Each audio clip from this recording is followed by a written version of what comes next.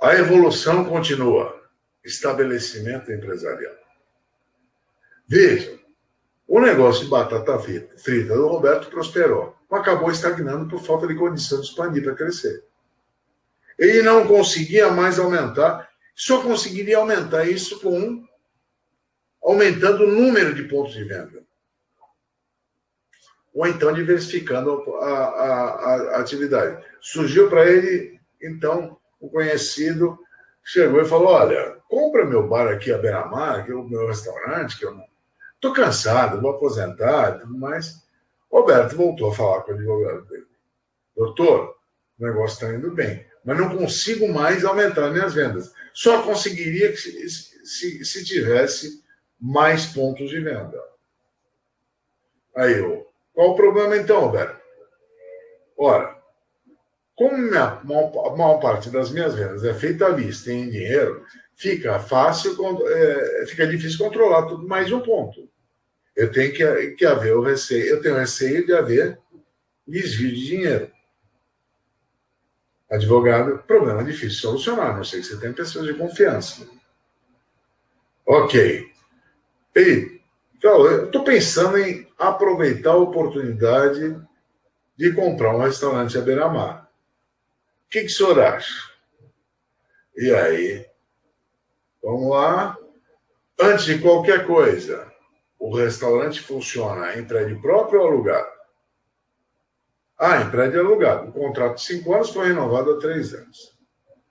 Eu acho um negócio viável, mas você tem que saber como é que funciona a transferência do estabelecimento e a locação comercial. Vamos lá. Estabelecimento empresarial. O que é o estabelecimento? Nós já vimos.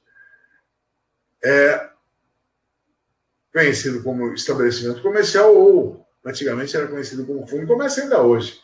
É um conjunto de bens corpóreos e incorpóreos que o empresário reúne para exercício da sua atividade.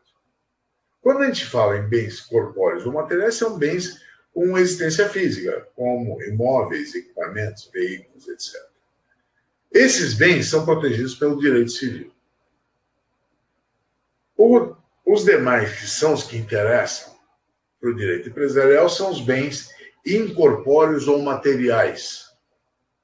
Eles são abstratos, não têm existência física. Quais são eles? O nome empresarial, o nome do estabelecimento, as marcas, as patentes, a clientela e o ponto comercial. Esses bens, como eles não têm existência física, eles não são protegidos pelo direito civil e sim pelo direito empresarial. Então, veja, valor do estabelecimento empresarial. Vou remeter para vocês um filminho, já antigo, o pessoal mais antigo que está me assistindo, sabe de filme eu estou falando. Julia Roberts e Richard Gere. Uma linda mulher. Isso mesmo. O que fazia o Richard Gere nesse filme? Pegava a Julia Roberts, professor? Não, não é bem isso. Ele comprava empresas em dificuldade, fazia um limpa na empresa e vendia com lucro. Ele trabalhava exatamente com o valor do estabelecimento, com o aviamento. Que é o quê? A hora que você fala em conjunto de bens, você está falando o quê? Que o estabelecimento ele pode atingir um valor superior ao que o da soma dos bens individualmente considerados. Quanto maior for a aptidão para lucro do estabelecimento, maior será o valor. Em outras palavras, vamos imaginar, a Roxinha, Roberto Batata comprou, resolveu montar estabelecimento. Esquece o imóvel. Comprou geladeira, freezer, mesas, etc. Gastou 50 mil reais. Se o negócio dele não for bem, vai valer os 50 mil ou menos. Mas se bombar, o que vai acontecer? Esse aviamento vai valer muito mais do que os 50 mil que ele gastou. Ok? E esse valor só tem interesse quando você for trespassar o estabelecimento. Em outras palavras, vender o estabelecimento. Eu não estou falando em vender o prédio, estou falando em vender esse conjunto de bens que o empresário tem e que normalmente é tocado em imóvel alugado. Esse estabelecimento ele pode ser vendido? Ora, se o Roberto Batata é dono do estabelecimento... Desculpe, gente. Se o Roberto Batata é dono do estabelecimento, ele entrega o patrimônio dele e pode vender. Não há problema nenhum. Só que há algumas regras. Primeiro, a gente tem que proteger o quê? O patrimônio dos credores.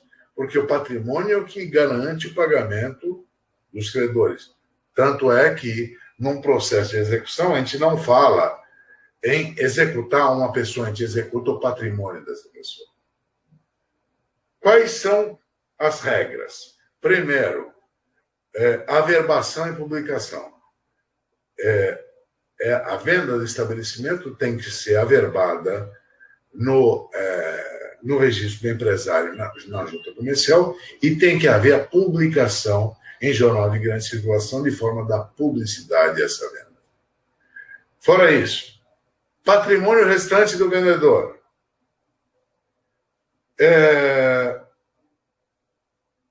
Se, após a venda do estabelecimento, houver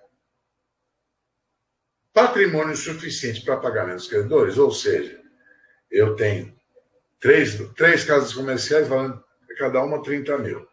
Eu vendo uma, mas eu continuo com 60, e minha dívida é inferior a 60. Ora, eu não preciso pedir autorização de ninguém para vender, vocês vão concordar comigo, porque o meu patrimônio continua sendo valor superior às minhas dívidas. Agora, se o patrimônio, se com a venda do estabelecimento ele ficar reduzido à condição de solvência, ou seja, não tiver como pagar os credores, a venda vai ter que ser necessariamente autorizada pelos credores. Eles têm que ser notificados para que respondam em 30 dias de forma expressa ou tácita, se não se manifestar em sentido contrário. Se não houver manifestação em sentido contrário, ele pode vender. Se alguém se manifestar em sentido contrário, ele vai ter que pagar esse credor, mesmo que a dívida não tiver vencida. Fora isso, aquele que compra, ele responde por todas as dívidas existentes, desde que estejam contabilizadas. Em outras palavras, na hora que ele compra o estabelecimento, ele faz o levantamento contábil de todas as dívidas, mas o vendedor ainda permanece responsável pelas dívidas existentes no momento da venda, pelo prazo de 1 ano. 1 ano a contar se as dívidas já estavam vencidas da venda. Se forem dívidas vincendas, a partir do vencimento. Fora isso, os credores também são protegidos. Veja, todo contrato prevê, se não houver previsão legal, um não restabelecimento do vendedor. Então, o cara vende um negócio que está funcionando muito bem, e o que ele faz? Ele vai montar um outro para concorrer. Então, se não houver cláusula em sentido contrário, o vendedor não pode fazer concorrência ao comprador por um período de 5 anos. Se, na hipótese da transferência do estabelecimento, for transferido o arrendamento ou usufruto, arrendamento é o quê? Eu estou alugando um posto de gasolina, estou alugando um posto de gasolina, ou usufruto, eu estou dando para alguém um estabelecimento por um período para pagar uma dívida. Essa proibição vai durar durante todo o período de contrato do arrendamento ou do usufruto.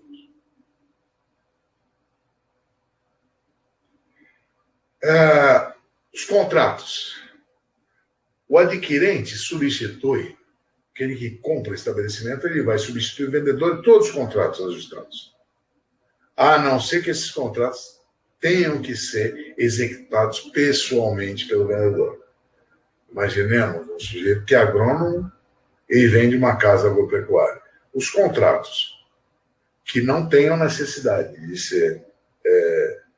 de ser realizados pelo vendedor enquanto agrônomo, esses são transferidos. Agora, aqueles que dependem, por exemplo, de assistência técnica de um agrônomo, obviamente, eles não são transferidos. Cessão dos créditos do estabelecimento. Não é obrigada a cessão dos créditos, mas se ocorrer, só vai produzir efeito em relação aos devedores após a publicação. Aquela que eu falei, em jornal de grande circulação. O devedor, ele vai ficar livre da dívida, contudo, se pagar de boa fé ao vendedor. Em outras palavras, se ele não souber que houve a venda do estabelecimento e ele, de boa fé, pagar ao vendedor, ele está isento da dívida. É claro que o comprador do estabelecimento vai ter um direito de regresso contra o vendedor. É importante, por essa razão, que se notifiquem todos os devedores para que paguem somente o comprador. Nome do estabelecimento. Veja, a hora que você fala em nome do estabelecimento, ele é diferente do nome empresarial. O nome do estabelecimento também é conhecido como nome fantasia. O nome empresarial identifica o empresário junto aos seus fornecedores e é aquele que está estampado no CNPJ. O nome de estabelecimento é aquele que identifica o empresário junto aos consumidores. Exemplo, a Companhia Brasileira de Distribuição, ou GPA, que é a sigla do Grupo Pão de Açúcar, é o nome empresarial do grupo que detém, entre outros, os supermercados Pão de Açúcar, Extra, Compre Bem, Açaí, que são nomes de estabelecimento.